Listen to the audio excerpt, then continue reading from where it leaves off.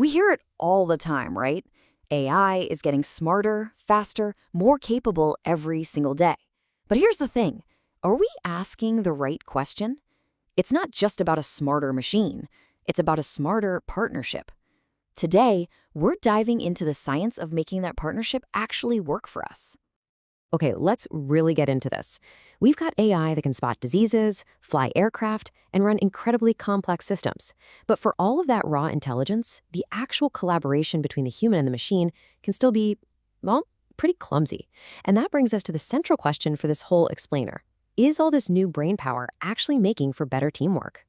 The key to answering that question comes from a field called Human Factors and Ergonomics, or HFE for short. And the core idea is actually really simple, but it's incredibly powerful. Technology should bend to us, not the other way around. Instead of you having to learn the machine's weird quirks, the machine should be designed from the ground up to understand yours. That simple principle, it's the key to everything we're about to talk about. So to really unpack this, we're going to walk through 5 key areas. First, we'll look at where AI development and this human-centered design idea are clashing. Then, we'll dive into how AI can literally understand our mental state. After that, what it really takes to build trust with a machine.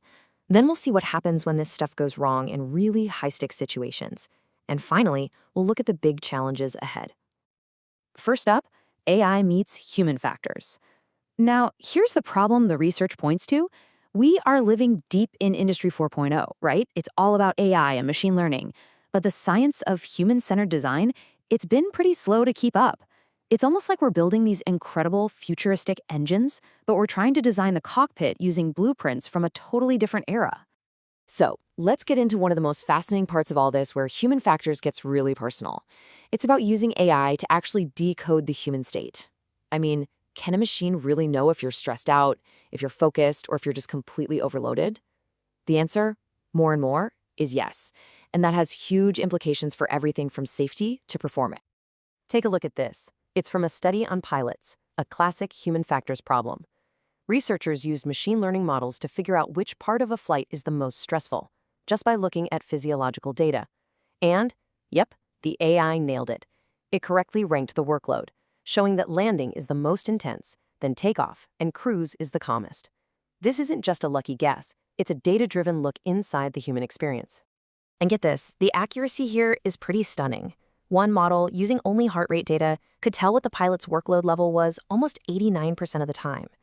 Now just imagine a cockpit that actually knows when its pilot is under maximum strain and can change how it helps out. That is the kind of potential we're talking about here. And it's not just about heart rate. AI can tap into a whole dashboard of signals to figure out what's going on with us. It can measure stress through our skin, it can track our focus by watching our eyes, it can analyze trust just from the tone of our voice, it can even judge physical strain by looking at our posture. Each one of these is a piece of the puzzle for building AI that's truly human-centered. But, and this is a big but, there's a catch. What works perfectly in a clean, controlled lab setting doesn't always hold up in the messy, real world. So in one study on lifting, an AI model was 83% accurate at predicting strain during all kinds of complex, dynamic movements. But when they trained a different model using only simple, straightforward lifts, its accuracy on those same complex moves dropped to 78%.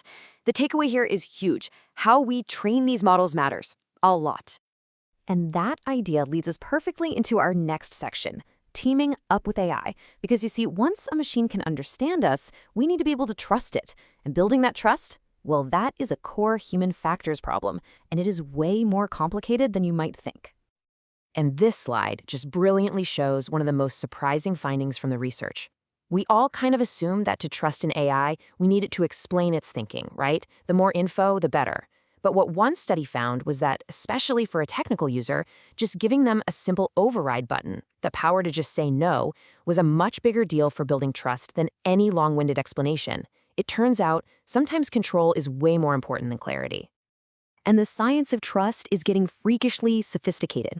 Researchers can now actually measure how much we trust an AI system just by listening to us talk to it. A model analyzed what we say, our actual words, and how we say it, our tone and pitch, and was able to predict our trust levels with amazing accuracy. Your own voice can betray your doubts before you even know you have them. But here's the thing, trust is a total double-edged sword. The most dangerous situation isn't when an AI is kind of hesitant. Nope.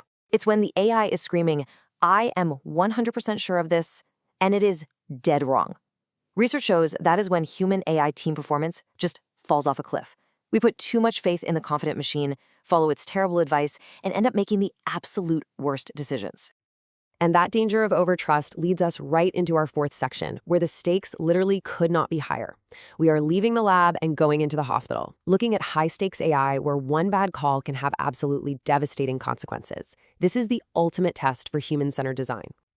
So, a study looked at this machine learning tool that was designed to help expert doctors make really complex diagnoses. The whole point was to make things better, more accurate, more efficient, but the results were stunning. The researchers found that using the AI tool actually made the clinician's performance highly inefficient. And believe me, it gets worse. How inefficient are we talking? The study concluded that the performance of these expert clinicians using this fancy, sophisticated AI was statistically no better than if they had just flipped a coin. That's right, a 50-50 chance. All of that computing power, all that data, added up to zero actual benefit for the human expert. Now, you might be thinking, okay, well, maybe this was just a problem for the trainees, right? The people with less experience. But no, the research was crystal clear. This failure was consistent across everyone, from the newest novices all the way up to the seasoned experts. It was a fundamental failure of human factors. It wasn't a human problem. It was a design problem. The tools simply did not fit how doctors actually think and work. So, after seeing just how high the stakes are, we get to our final section, the challenges ahead. Given everything we've seen, what is the path forward to building AI that actually helps instead of hinders? Well, the review of all this research found some pretty alarming gaps in incredibly sensitive areas, like AI tools for diagnosing sepsis, models that try to predict suicide risk, and systems meant to flag problems in foster care, all areas with a profound human impact. There was a critical lack of human factors analysis. We are rolling out tools without really understanding how they're going to interact with the experts on the front lines.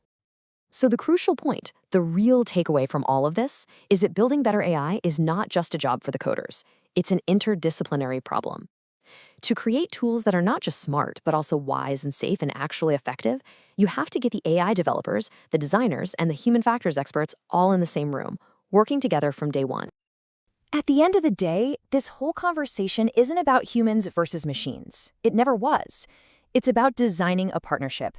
The real goal is to build a seamless, trusting, and effective human-machine team that can do more than either one could ever do alone. The technology is racing ahead, that's for sure. But as we've seen, that's only half of the equation.